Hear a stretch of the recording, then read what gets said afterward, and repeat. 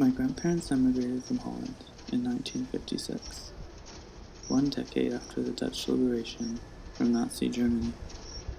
Though the country was beginning to recover from the destruction, death, and displacement brought on by the war, Holland was experiencing a nationwide housing crisis. In the post-war years, the Dutch population grew, going from 8 to 10 million. This growth is attributed to the post-war baby boom, but also some 300,000 Indonesians migrated to Holland.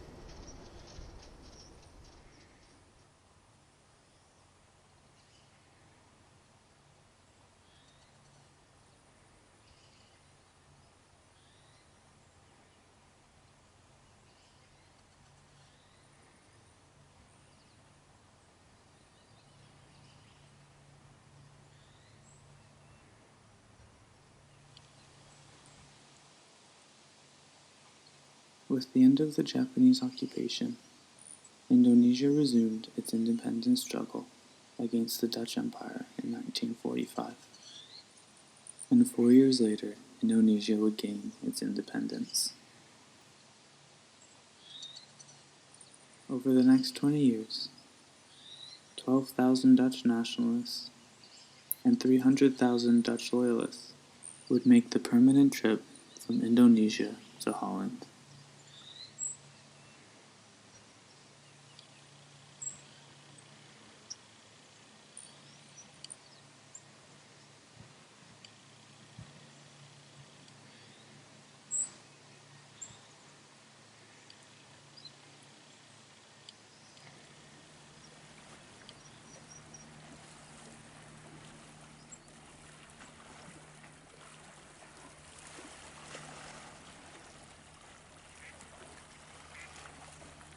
While rebuilding infrastructures and strengthening the economy were the main focus, housing prospects for young Dutch people were scarce. Being a small country with high population density, in the 1950s the housing crisis worsened. It was within this competitive housing market that anti-Indonesian sentiments began to rise.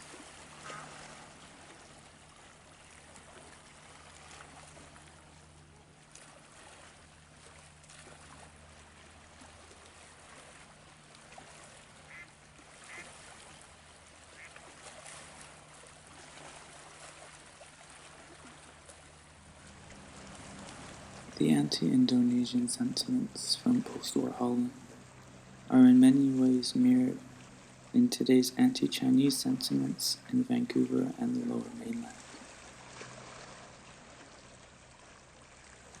Larger and more complex issues remain unresolved, while blame is aimed at a diasporic Asian community. In both of these situations, housing precarity and limitations results in racism towards an already historically oppressed people by the white protagonist, now turned victim. It was under these circumstances that my grandparents and hundreds of thousands of others decided to leave post-war Holland behind.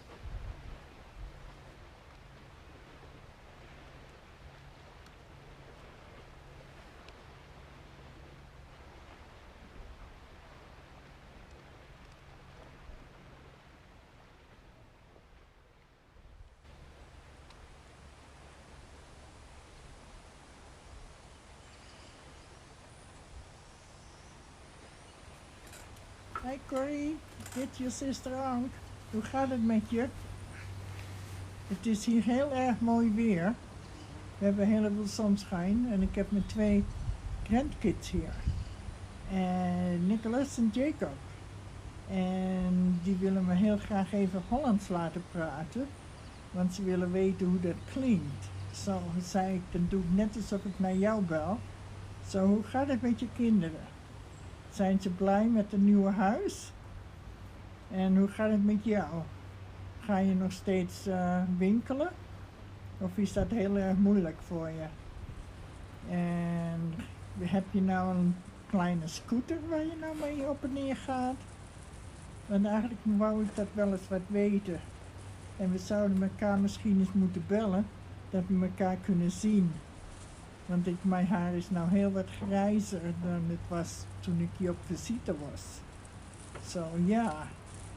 En ja, hoe doe je dat met die distances dat we hier moeten doen? We moeten hier oppassen en 2 meter van elkaar afblijven. Maar gelukkig wonen we hier uit Elam, zo je kan hier lekker rondlopen.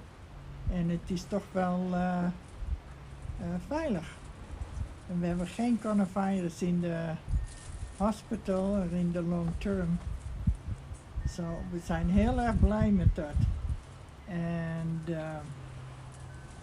zo, het is leuk om rond te lopen, maar s'avonds is het wel eens een beetje eenzaam om bij jezelf te zitten.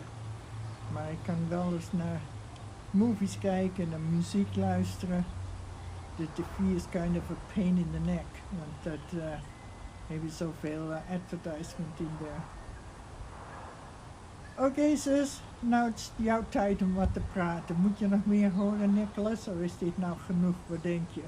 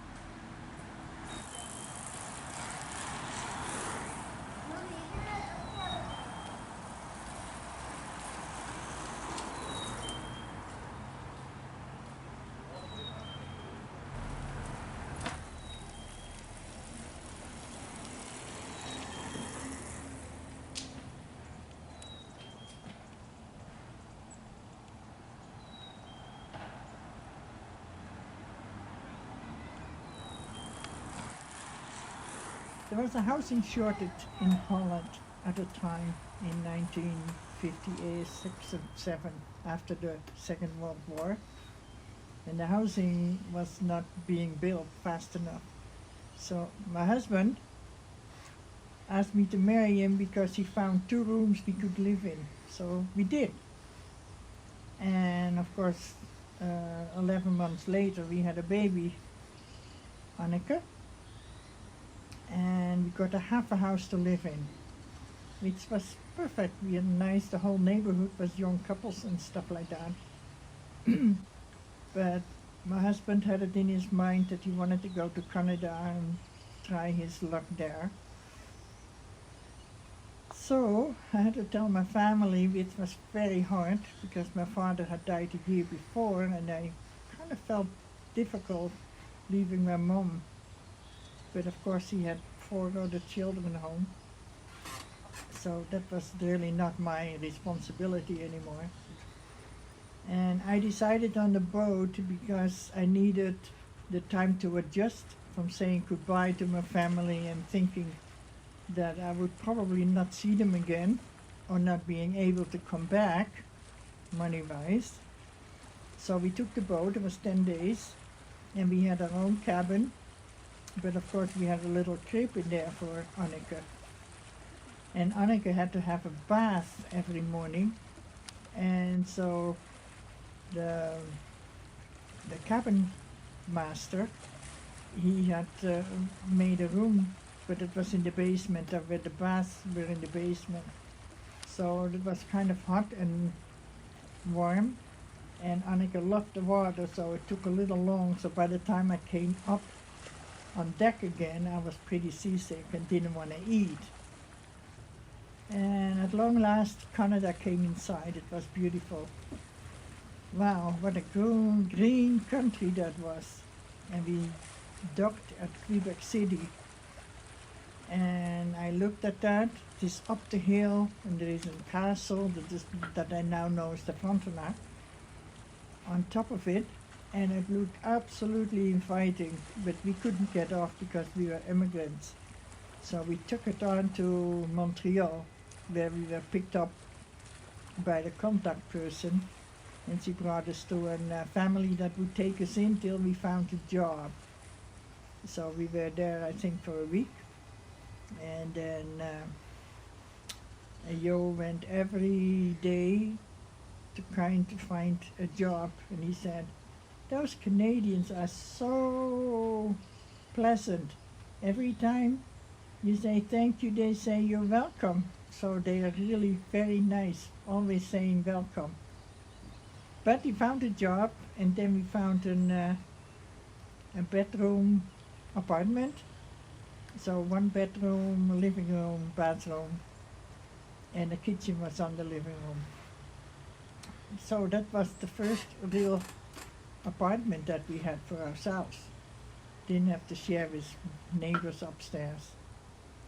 And so we lived in a Dutch community. There were Dutchies around, and we went to the Christian Reformed Church, which is mostly set up from Dutch people, but the services were in English. But that's kind of how we came to Canada, which was difficult. The first year I was really homesick. I did a lot with reading my Dutch books that I had brought along. And not long after we got a television, which I had on to listen to the language. That really I learned a lot from Frank Sinatra and although that group of people that work together. That's how I learned my spoken English. And Anneke grew up, and I think after 4 years I got pregnant with Dorothy, and I was living in Quebec, so the hospitals are very Roman Catholic, and the nuns were the nurses. So that was a hard experience, speaking French in the hospital and having nuns that weren't very caring. But I got my baby and we went home to that new apartment with the 2-bedroom ones. And we had a community where we went around with. And Jo got better jobs all the time. And yeah, I can't say anything else. I start liking it and start loving it and made lots of friends, and those friends kind of feel like as if they are my second family. Because if I meet them now still, it feels like I know them from we were going through the same hard times from adjusting to a new country.